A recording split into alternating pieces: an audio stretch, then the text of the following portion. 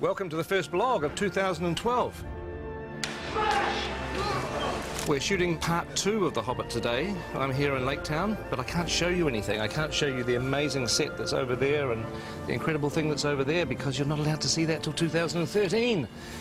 But what we can show you are the continuation of our location adventures. So if you remember from our last exciting episode, we were in Hobbiton. So let's pick it up from where we left off and travel around the rest of New Zealand. So we just finished our first week on location. So it's goodbye to Hobbiton and hello to our next spot.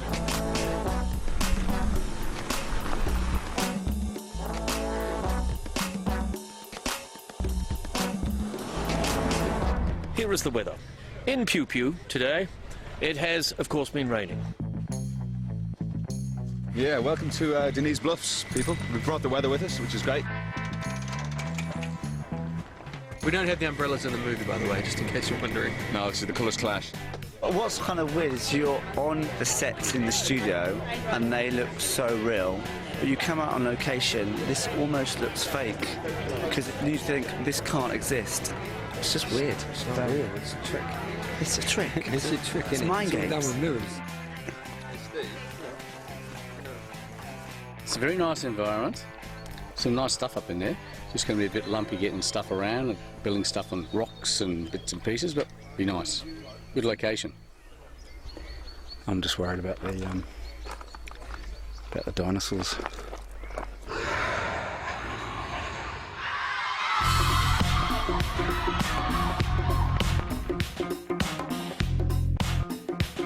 So here we are at the Tudoa ski field on the flanks of Mount Ruapehu. This is the second oldest national park in the world. Very ancient vegetation, magnificent colours, magnificent textures, but very fragile. And hence we've gone to exceptional lengths to actually make sure the impact on the site is minimised. So it's about scaffolding, it's about elevated boardwalks to keep people off the vegetation. We built the world's biggest ramp, as far as I'm concerned, to get down to the thing. And everybody sort of walked out to the edge this morning and looked at it and sort of, jaws dropped and went, wow, okay. So that's how we get onto set today. So this is my favourite location. It's beautiful. There's a mountain, there's a waterfall, there's a beautiful view across a valley there. It's one of those sort of archetypal Kiwi places that you think, God, New Zealand has such amazing landscapes. It's a bit sad when the grips are going faster than I am and they're carrying everything. Yeah. Andy Serkis jumped in the icy cold stream to chase the fish as Gollum about 12 years ago. Just over there.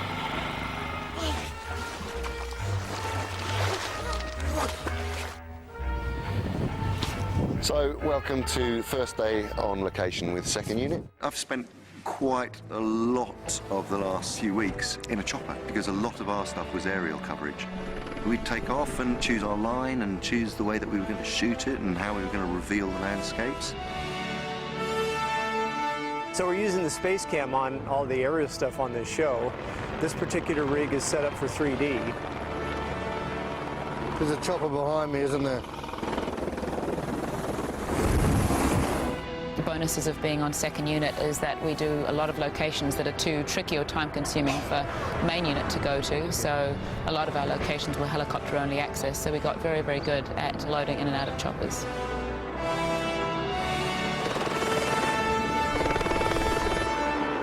So you've got literally 2 units that are now crisscrossing the country, both the North and South Islands. About halfway through our location shoot, first and second units met up, and it happened to be exactly halfway through the entire shoot, day 127, and we commemorated that with a hoodie, a halfway hoodie. But it's 127 days and it's 2 films. Now, well, I've got a 133-day Lord of the Rings jumper, which was for 3 films. Yes. So 133 days for 3 films and 127 days for 2 films. Yes, easily explained. How? Well, we're all 10 years older, so we're going a little slower. That's true. One of the challenges was showing PJ what we'd been up to. So every day I would then do a kind of an edit of the takes that we'd done and put them together and make some selects, and then that would be sent off to Pete. We are a long way from most of the infrastructure that we know and love, so we've had to rely on satellite technology to do all of our connectivity. These are the 3 dishes that we're setting up today to provide internet for the crew. We're providing wireless and internet.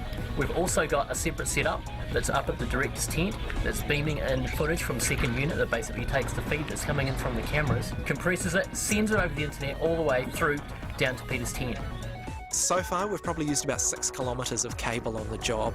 I'm not sure where it's all gone, but we keep on ordering more of it.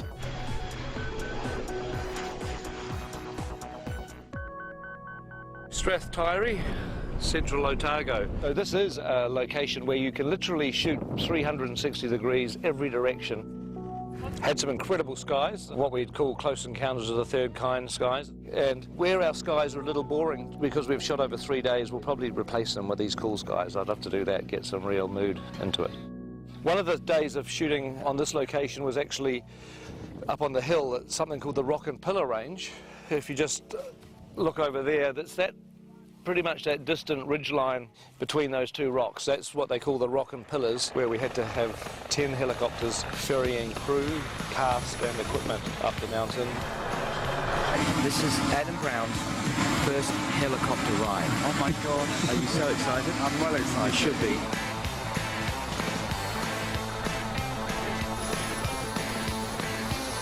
There's one in! Oh, he's in! He's in! It's on video! And action! Amazing! So we're packing up at the end of our location shooting here at Strathtyre and going to Queenstown. Here we are, beautiful Queenstown. We're just at the base outside the Earnslow Burn, which is the most spectacular shooting location I think we've been to yet. We're shortly going to do a rendition of the Hills Relive with the sound of music, starting with Mark Gabbardy's over there. So he's getting into his Maria position. There he is.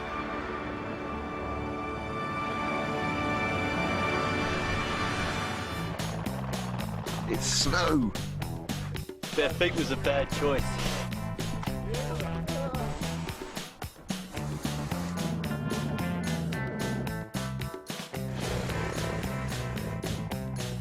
And we've been to Paradise before. That's where we shot a few scenes of Fellowship of the Ring, mainly, back in 1999. Lothlorien Forest, Boromir's death.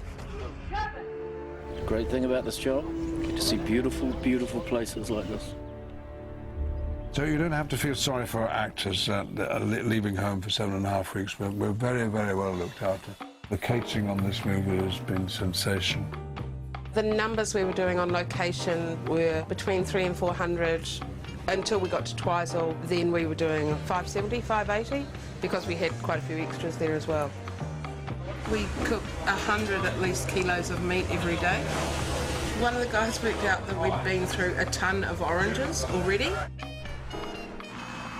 It's Formal Friday today, so we're dressed in suit. It's one of the only ways to be able to, for the crew to know what day of the week it is. Every morning we crank out about 200, 300 coffees. We're heading off to the hills to look after a crew of about 100 people who've all been choppered in up into the mountains. It being in the mountains, there's snow around, so it's cold. So obviously in formal dress, sometimes it's not practical. So as you can see here, Andrew has gone from a 3-piece to a 4-piece with the addition of a nice cozy puffer jacket. Because you can't always look good, sometimes you have to be sensible.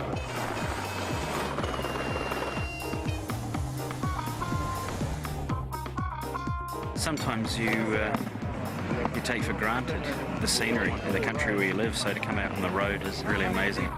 Good morning. Thank you. Oh. Can't believe how nice it is. We're the luckiest short people in the world.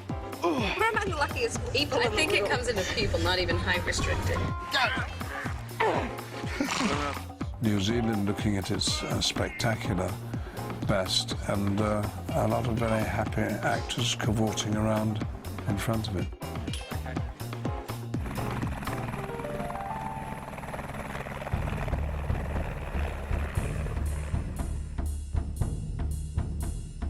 Braemar Station was pretty difficult working conditions for the cast and the crew because the tussock and the ground's very uneven. This is Matagauri, a New Zealand native kind of thorn bush, which is everywhere that you ever want to walk.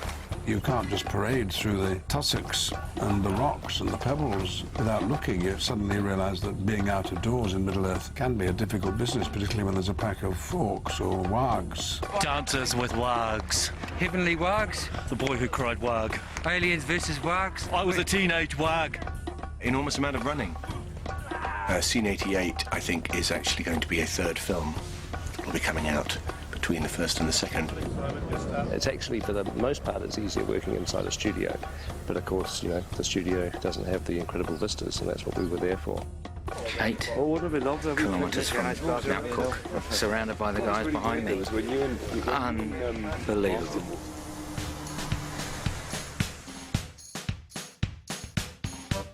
This is the Pelorus Bridge over the Pelorus River where we are shooting today.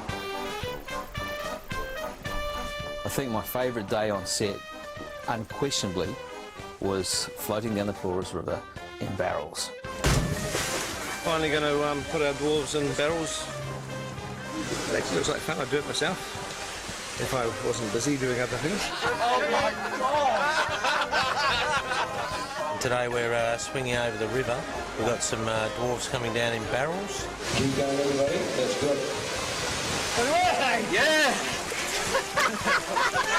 That was way cool, and if they ever make that a ride at any of the Warner Brothers movie worlds, lifetime pass, please. While we were at Pelorus, our location shooting came to a pretty dramatic end because the police arrived and said they were about to issue a severe weather warning. Okay, we need to shoot, please. It's raining. We need to get going. B-marker. And I've never seen a crew pack up their gear so quickly. The very next day, everywhere where we were standing, where our equipment was, our cameras, our actors, the director was under floodwater. It was incredibly dramatic. The rise in the river level was like 20, 30 feet. And that's location. Yes. Done. So that's the end of our location shooting, and we are about to go into our last 100 days, what we're calling Block 3. And look forward to talking to you again very, very soon.